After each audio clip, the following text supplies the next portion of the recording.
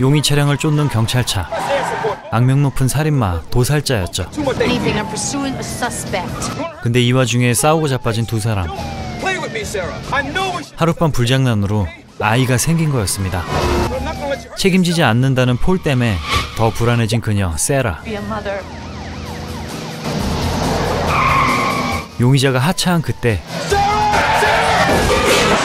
경찰차가 전복되고 말았습니다.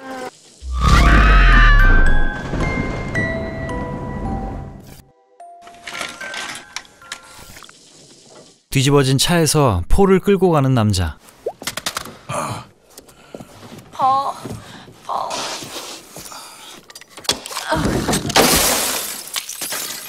겨우 차에서 나왔지만 그녀의 아이는 아마도 유산된 것 같았죠.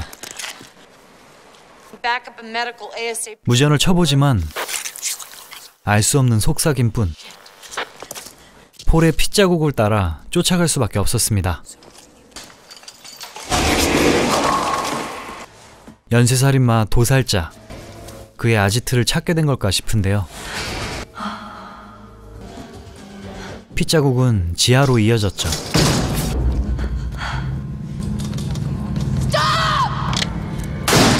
내려가는 길을 찾던 그때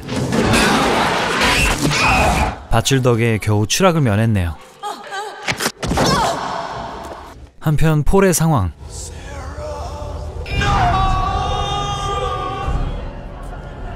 얼마 뒤 정신을 차린 세라. 웬 중년의 남자가 나타났습니다.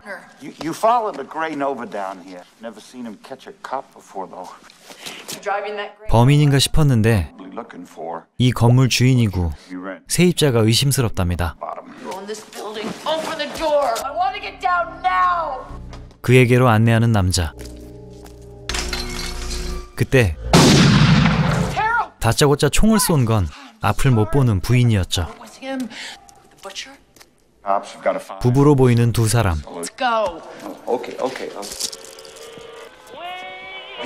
집에는 기괴한 책이 보였습니다. 범인이 있는 곳은 깊은 지하 터널. 이제야 고통이 찾아왔군요.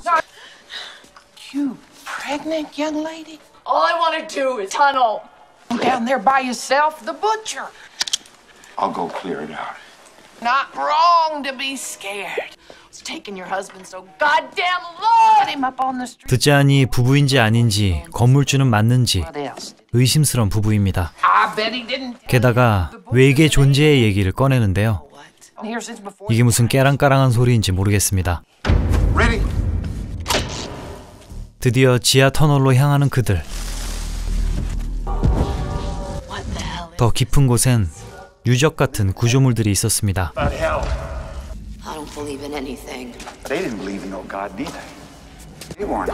알 수 없는 남자의 설명과 뒤에서 들리는 속삭임. 폴이 끌려온 건 확실한 듯한데요.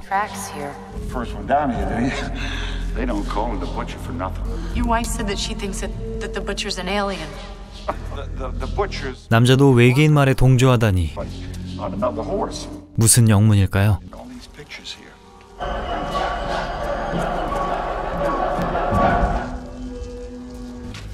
마침내 도착한 곳엔 더 깊숙한 굴이 있었는데 깔끔 떠는 남자는 덧신을 신는데요. 아까 그 핑크 장화. 이놈이 범인인 걸까요? 그를 추궁하는데 뜻밖의 일침을 가하는 남자. 그리고 부인의 기습. 그만 굴 속에 떨어지고 말았죠. 진짜 도살자들인 걸까요? 그곳엔 수많은 뼈와 시체들이 가득했습니다.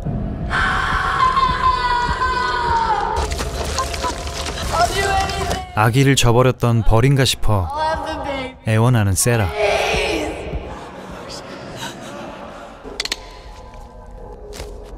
그때 웬 날짐승이 덮쳐오고 불길한 녹색 물질이 흘러나오는 벽. 그런데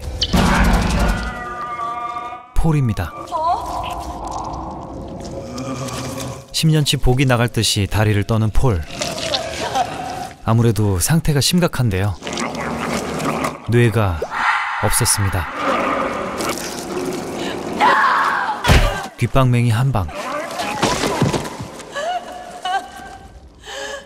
하지만 다시 앵겨오는 폴. 그에게선 웬 괴생물체가 튀어나왔습니다.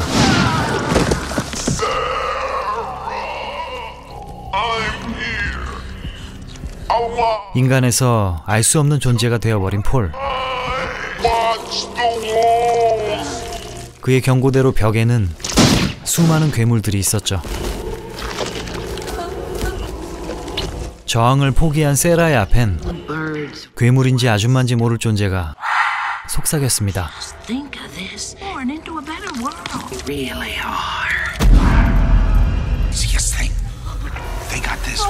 입에서 나온 톱날로 난도질하는 그들.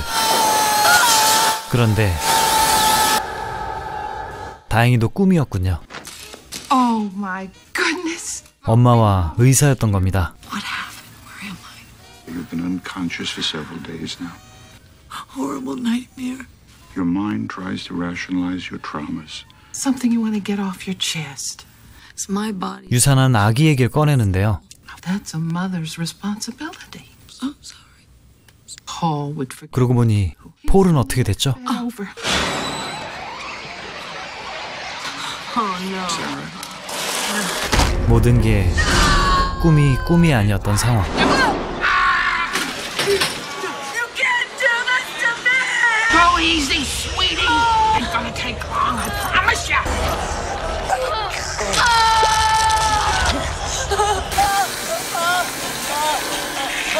그렇게 그녀는 정신을 놓고 말았습니다.